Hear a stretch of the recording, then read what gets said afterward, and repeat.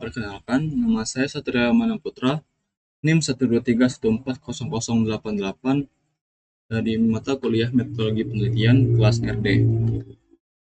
Di sini judul saya paper saya yang berjudul Analisis Komparatif Kualitas dan Efisiensi Kompresi Kodek Video H264, H265, dan AV1 pada berbagai resolusi. Di sini pertama yaitu latar belakang. Perkembangan teknologi digital menyebabkan peningkatan signifikan dalam konsumsi video, baik pada platform streaming, media sosial, maupun sistem penyimpanan digital. Seiring dengan itu, penggunaan video berresolusi tinggi seperti 1080p dan 4K juga semakin umum, yang berdampak langsung pada kebutuhan bandwidth dan kapasitas penyimpanan. Untuk mengatasi permasalahan tersebut, eh, kompresi video menjadi komponen penting dalam sistem multimedia. Kodek video berperan untuk mengurangi ukuran data video tanpa menurunkan kualitas visual secara signifikan, sehingga pemilihan kodek yang tepat menjadi faktor krusial dalam distribusi video modern. Selanjutnya yaitu permasalahan dan fokus penelitian. Perkembangan konten video digital, khususnya video beresolusi tinggi, seperti 1080p dan 4K, menuntut penggunaan kodek video yang mampu memberikan kualitas visual yang baik dengan ukuran yang efisien.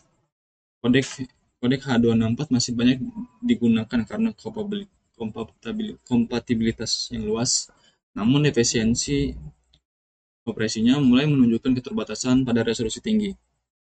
Sebagai alternatif, kodek yang lebih baru seperti H265 dan AV1 dikembangkan dengan klaim efisiensi operasi yang lebih baik. Meskipun demikian, perbandingan performa ketiga kodek tersebut, terutama pada sisi kualitas video dan efisiensi kompresi pada berbagai resolusi, masih belum banyak dikaji secara komprehensif. Oleh karena itu, penelitian ini merumuskan fokus pada analisis perbandingan kualitas dan efisiensi kompresi kodek H264, H265, dan AV1 pada resolusi 720, 1080p, dan 4K. Selanjutnya yaitu tujuan penelitian.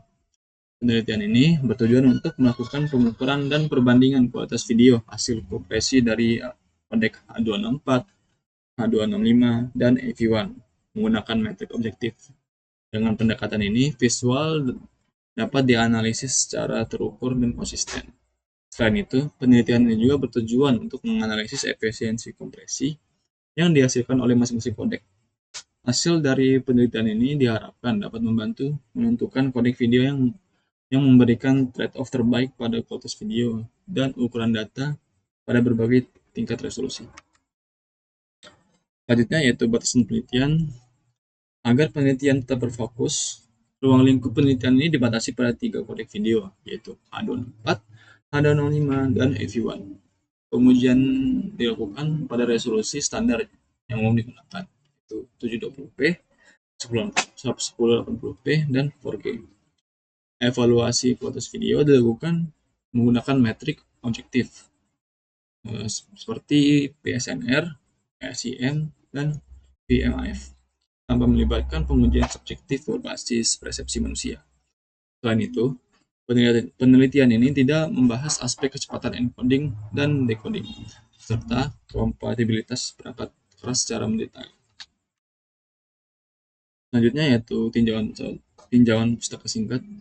H264 merupakan kodek video yang telah lama digunakan dan memiliki dukungan perangkat keras yang luas, hingga masih banyak diadopsi hingga saat ini. Namun, efisiensi kompresinya relatif lebih rendah dibandingkan kodek generasi berikutnya.